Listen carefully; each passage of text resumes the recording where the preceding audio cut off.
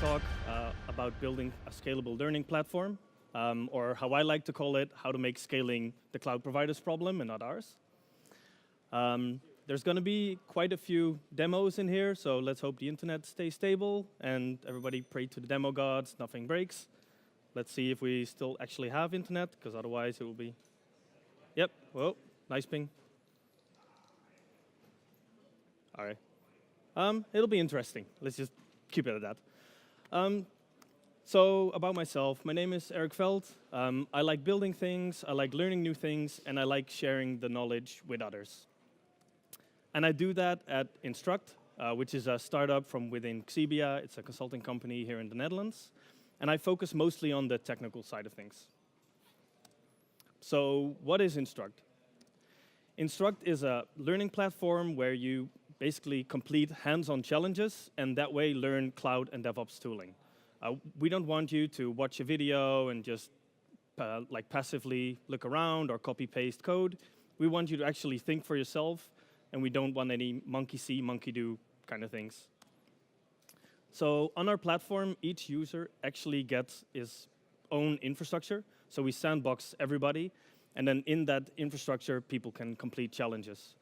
And then we actually validate the solution of that user automatically. So you complete the challenge, then we check if it was correct.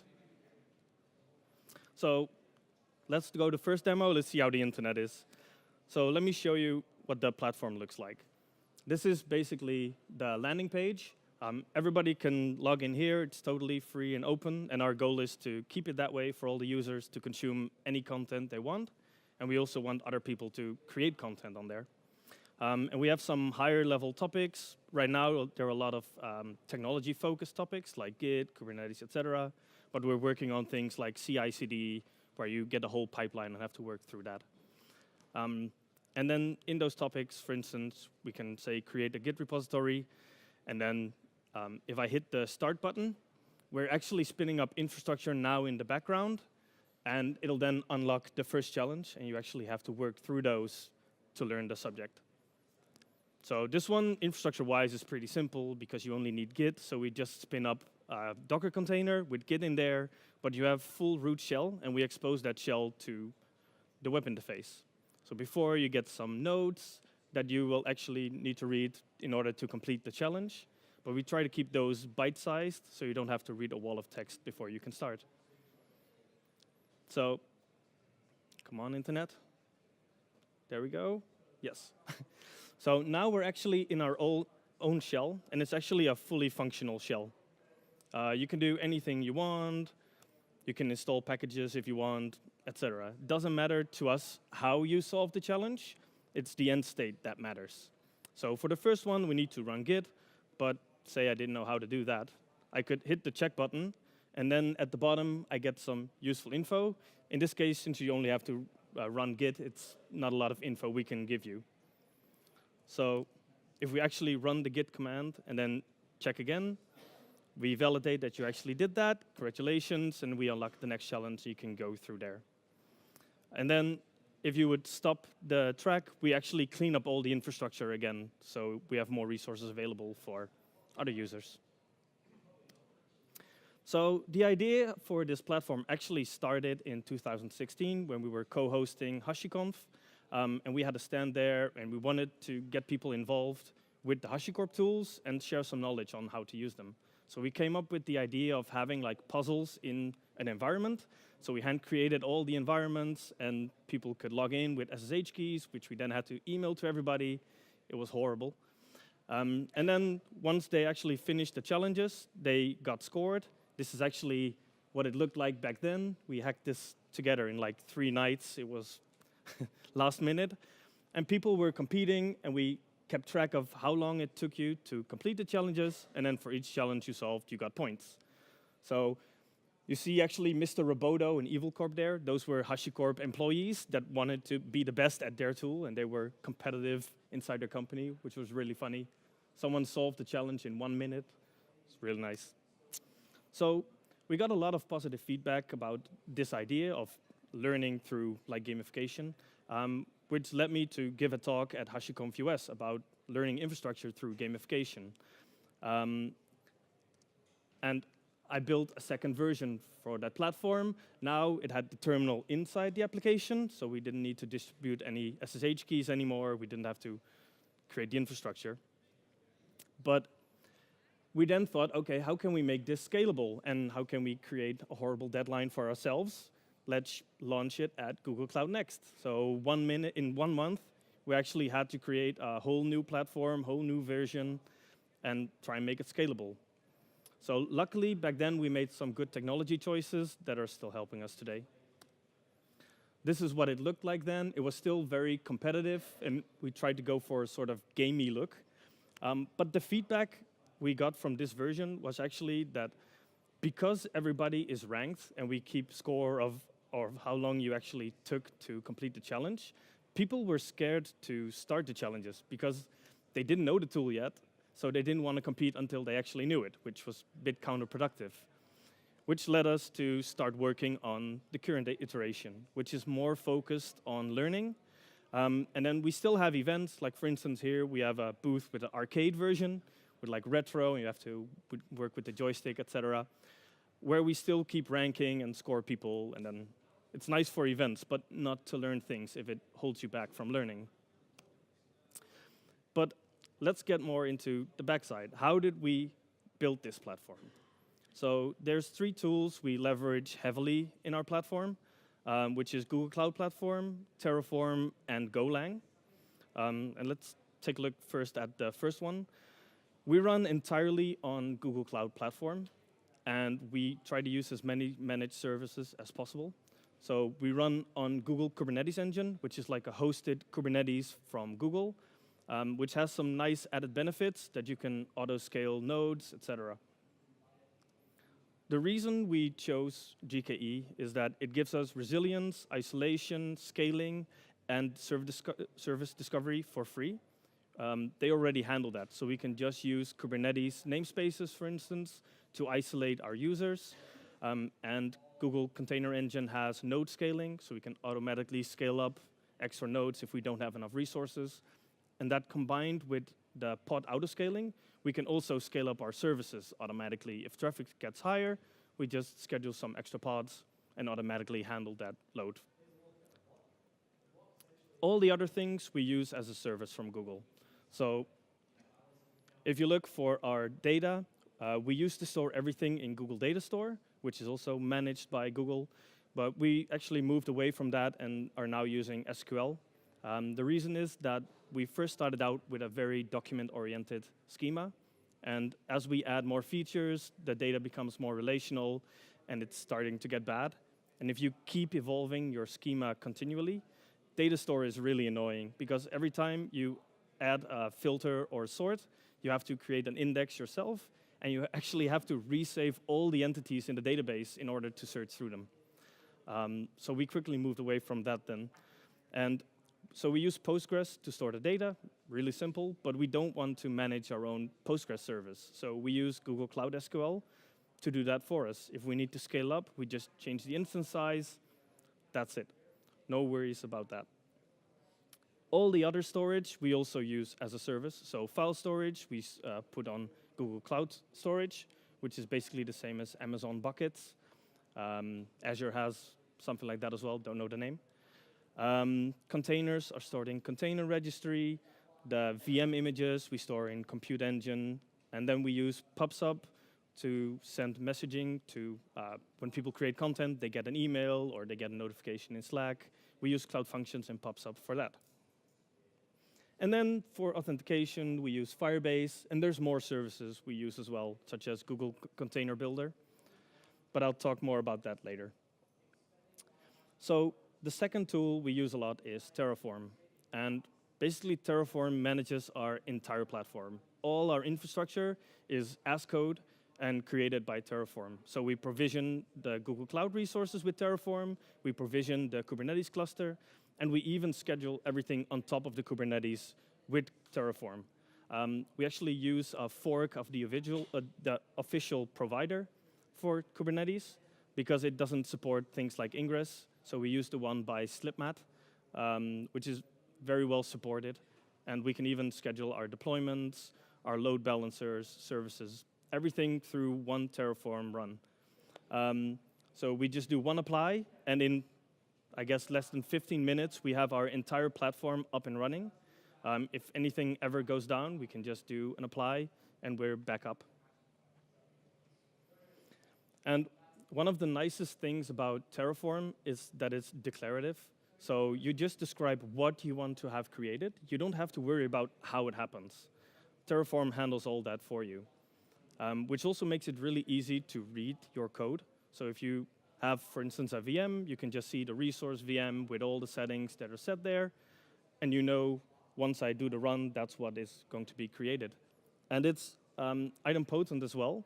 If you do a run after completing one, you exactly get the same result. There's no strange hiccups in there. And then by using Terraform Plan, if you change something, you can actually do a dry run and see what it would change in your environment. So the third tool was Golang, which is not really a tool since it's a language, but we use it a lot in our platform. And we build our entire platform in it. And the reason we chose Golang is because it has a really small footprint and starts really fast. So with the pod autoscaling of Kubernetes, if we have to scale up, the new pod will be available in a second instead of minutes. And then once it's not needed anymore, we can go down. And I think our entire platform runs in like 50 megabytes of RAM. So one of the issues with Golang is that dependency management is still a hell. It's getting better, but when you have a lot of interdependencies, it can be difficult. So we used to have a lot of separate projects, and then if you have private Git repositories, it just gets worse. So by moving to a monorepo, we actually solved a lot of those issues. And the strange thing is that we built the platform with these three tools, but the platform actually uses those three tools as well. So we use Terraform to create user environments, which then are spun up inside Google Cloud. And we actually generate Terraform code with Golang. So let's take a look behind the scenes. We all saw that I was joining the track, but let's take a look what actually happens when I start using it. Let's see. Come on, internet. There we go. So this was the track I joined. Let's go to the bottom. Yeah, okay. So if I then start it again, you can actually see that we set up Terraform, and then we just do a Terraform apply. And it actually creates everything for us. So it created a namespace, it created resource quotas, SSH keys, everything for us. And then, oh, there. And it inserts all the variables. Since all the environments have slight differences for each user, because they are personal to every user, we insert everything runtime and do the applies runtime as well. So this is actually what it creates. So in this case, the user gets a namespace. Since Git is very light, we only have to spin up one pod with a shell and Git in there. And then we expose that through a service. And then we build a proxy in front of that, which is just an Nginx with Lua code to handle authentication, etc. And it's then automatically exposed to the browser. And via the services, we can also spin up any other infrastructure and expose that to the user. For instance, if we go to the tracks, Kubernetes one, oh, my environment got killed. So I'll start that in the background while I talk, and then I'll show you. So we can expose shells, UIs, anything you want, really. And in those pods, we can actually use any container we want. We used to start out with a base container that we would have to make for the people that were building tracks, which became horrible because every time they wanted to change something, like, oh, I want to run a Ruby container, we'd have to make a Ruby-based container. And then once they change something, we had to update that.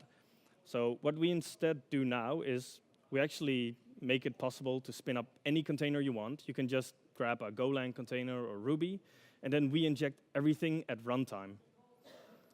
And the way we do that is we actually hijack the entry point and command of a Docker container. So in this resource, so this is like the Terraform version of a Kubernetes deployment file. We have a volume where we actually mount a Git repository with all the files that we need. And then that volume gets mounted into the pod. And then we just wait until the mount happened. And then once that's done, we run our setup script, which basically wraps the original entry point and command, and then executes that. And it also copies everything we need in the container. And then cleaning up of the environment is also really simple, because Terraform stores the state in buckets, and we namespace those per user, per track. It knows exactly what it created, and so with a Terraform destroy, it can just automatically destroy those as well. So let's first show that one. If I do stop, then we see Terraform destroy. Destroying the namespace always takes longest. And then all the resources that we spun up are actually gone. We don't have to worry about that. And if we create VMs, Google Cloud projects, AWS projects, everything works exactly the same way, because Terraform actually supports all those resources. So let's see. If we go to the Kubernetes one, now it's actually running some setup in the background to prepare the challenge. So now we have a shell on a VM. So a lot more processes. But we actually also expose the UI. I guess the Wi-Fi is slower now than before. OK, let's see if it loads later. So that was the destroy one. OK, so Terraform does all this for us. But how does it actually know what to create, right? All the environments are different. Every track uses different resources. There can be Google Cloud projects. There can be VMs, containers, etc. So we actually build an SDK that will create a skeleton for us. And then you get like a track YAML file, which basically you put in everything that you see in the UI. And we have a config YAML file, which describes the user environment that you get. And then you can use a command to send it to the build pipeline, and it automatically gets built and deployed without you having to worry about that.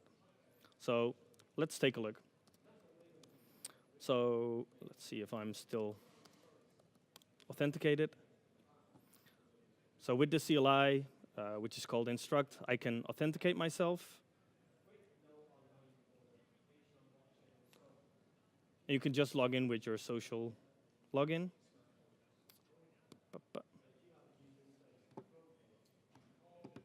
OK, so you can close that one. Oh, here's the Kubernetes UI. You can do anything here you want. It's basically full Kubernetes. You can do whatever you want. And then with the Instruct CLI, I can actually do track create. And I have to pass in a title.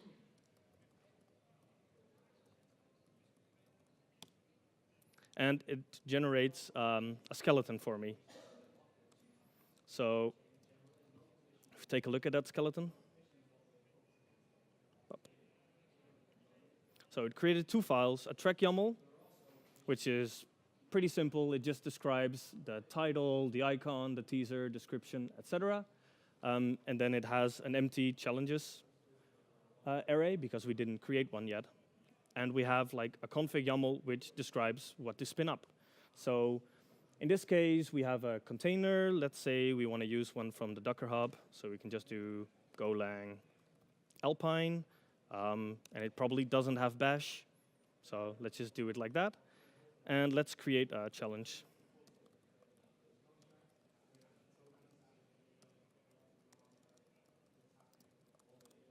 So it then actually adds extra skeletons inside the track YAML, which basically shows you what the assignment is. It gives you the notes, which is like the blue screen with the tweet-sized components. And it actually creates a folder with lifecycle scripts. So we have a few lifecycles hooks, which is like setup, which is when you start a challenge. This gets called, and you can prepare a challenge for the user. Then the check actually executes the check in the background, and then a cleanup once the user is gone. So let's actually rename this to setup shell. So the first one is the lifecycle, and then the second one is where it should be executed. And then if we do instruct track build, it'll actually validate all the YAML and scripts, make sure that they're fine, and then send it to the build pipeline.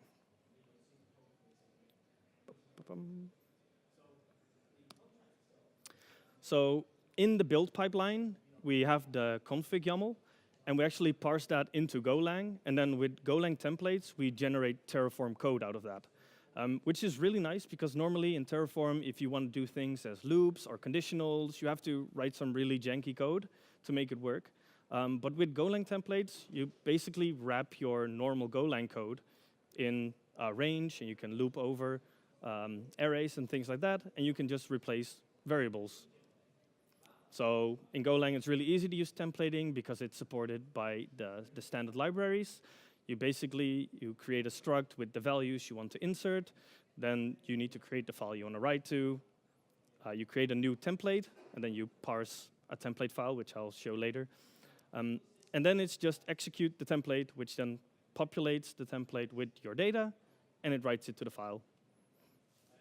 And then templates are as simple as this. It's basically normal Terraform code, just with everything between double braces being replaced by Golang. So if you want to have variables, if I want the name of a container, I just use brace.name, and it automatically replaces it for me. And with range, you can loop over things as well. So let's hope this one works. First, I have to Docker metafetcher. So in the pipeline, I said we wrap the entry point and the command. So we actually check the container that you're trying to use, extract the data out, and write it to a file so we can use it in the generator. Codemotion, what was it called? Oh. No. Oh, one back. There we go. Okay, so we generated a metadata file, and then we have to do generate. Oh, and I have to replace all these.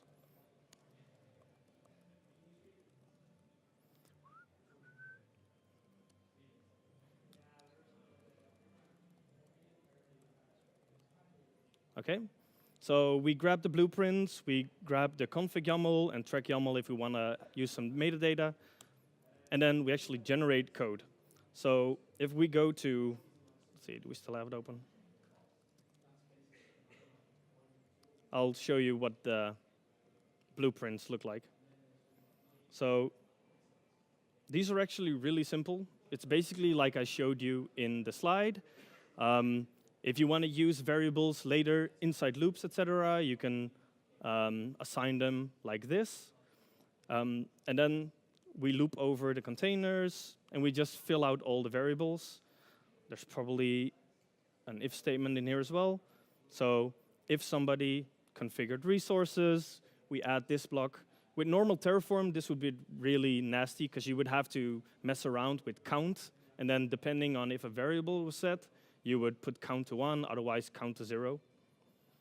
And then what it actually created was, here are controller shell, which we had, and then there you see the bootstrap thing somewhere. It should have, here, Golang Alpine. So it just used the config file we gave it, and then generates Terraform code, which we can then normally apply. So, okay. So instead of using a build pipeline like Jenkins, we actually just use Google Container Builder.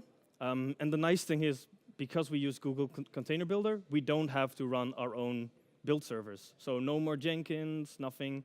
If we have a build, we just send it there. It spins up the instances. It works quite similar to how GitLab CI works. So you have a chain of containers, and you can do whatever you want in those containers. You can make your own containers to build code or test something, etc.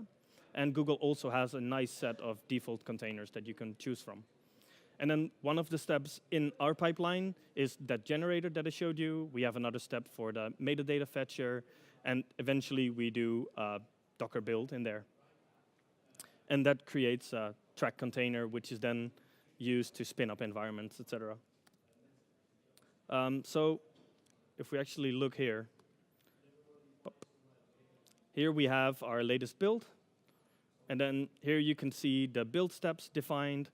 You can actually see that it actually runs pretty quickly, since they're mostly easy steps. And if you actually create your own track, you will get an email that it was successfully built, or errors, and you get the build log, etc., sent to you as well. So we now have a scalable platform. We have a scalable build pipeline. But for us, the challenge is actually scaling ourselves.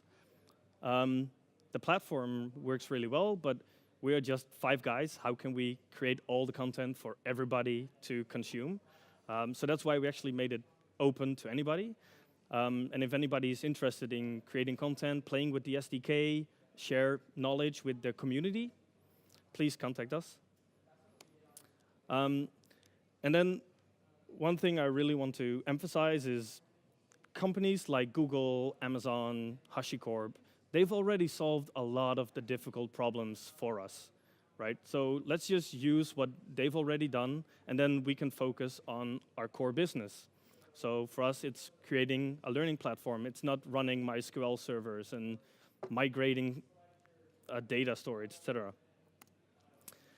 And usually what you then get as an argument is, oh yes, but then you're vendor locked in. What if I want to move to a different cloud provider? Actually, moving between cloud providers or even on-premise doesn't have to be that hard if you actually architect your platform in the right way and you actually make conscious choices in which tools you use. So, for instance, in our use case, we run on GKE, but we could easily move to on-premise Kubernetes, or we could use AKS, EKS, any of the other cloud providers. They all have a managed Kubernetes. Our database as well, we're running Cloud SQL. If we want to move to AWS, they have RDS. On-premise, we can run our own Postgres. But even migrating from data store with totally different storage schema, moving to Postgres was actually not that much work.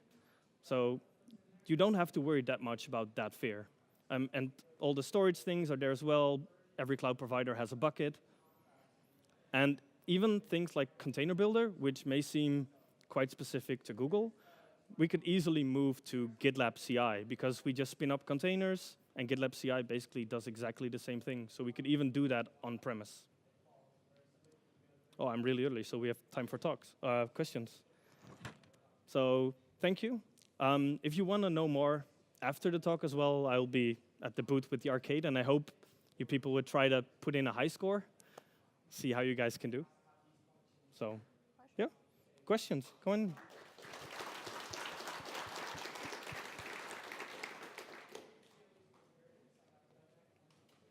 Any questions?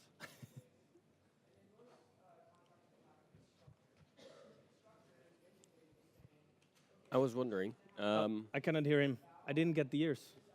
I can talk louder. Yeah, good. I was wondering, as you have like a lesson platform where you have all these kinds of challenges, do you actually need an account before being able to solve a challenge, or can you just get started without an account? No, right now we actually require you to have an account. It's totally free. You can use your social login, whatever, or you can create one yourself.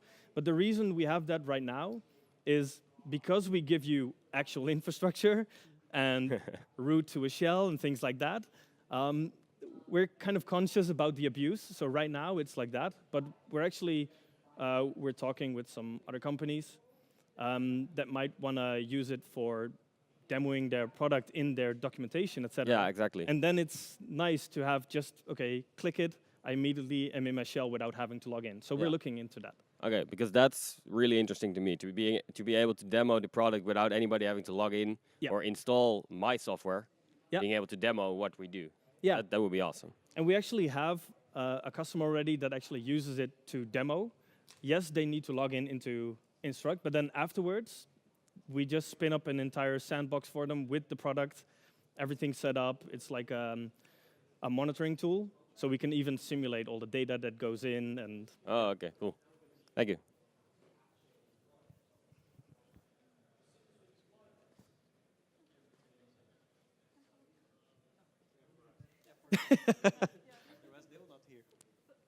Yeah, well, thank you for the talk, really nice.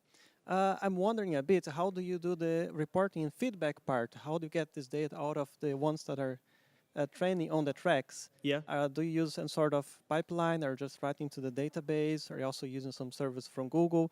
Do you mind just give a quick overview on that? you mean the feedback when I hit the check button or something like that, or? Let's say how the user interacts with the platform itself. So is he taking too much time? Is he actually understanding what's going on? This sort of reportings. Okay.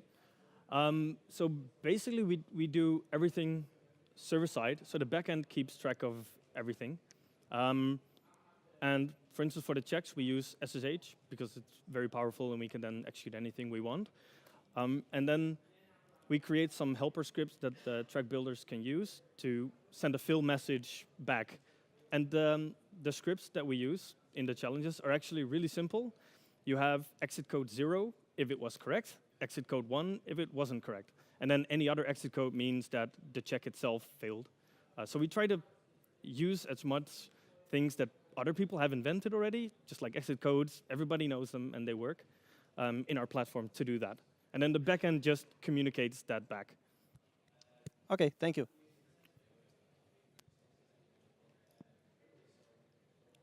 Oh, all the way in the back. I'm wireless, right? Should I walk there? Okay. Otherwise, I can't hear the question. Thanks for your talk. Very interesting. Just a question on Terraform and generating code for Terraform. Yeah. I think half a year ago I was testing Terraform myself for a bit, and then I noticed that the release frequency was quite high, and the let's say not always backwards compatibility of Terraform code sometimes got in the way, and then I personally sort of stopped using it because I felt it was not mature enough yet. How often, for example, do you need to update your code generator because the input for Terraform that you generate would get outdated? Okay, so not a lot. We are on the newest version, and we haven't changed our generator ever in there. The only time we have to change our generator is when the resources themselves change, which then probably is when there's a new option or feature in one of the providers, and then we want to use those. But it's very stable right now. Okay. So that's really nice. And you can actually pin all the versions now as well. So you can use a specific version of Terraform, and because they took out the providers from the main application, you can actually pin all the versions of the providers as well. So if you want to choose when to move, you can do that now by setting specific versions. Okay, that helps. Thank you. Okay. Any other questions? No. Questions? No? Up. No? No more questions? We're good? If anybody gets any questions later, you can always find me at the booth. But then you'll have to play the retro game and do Git in the command line and things like that, right? So it's trade-off.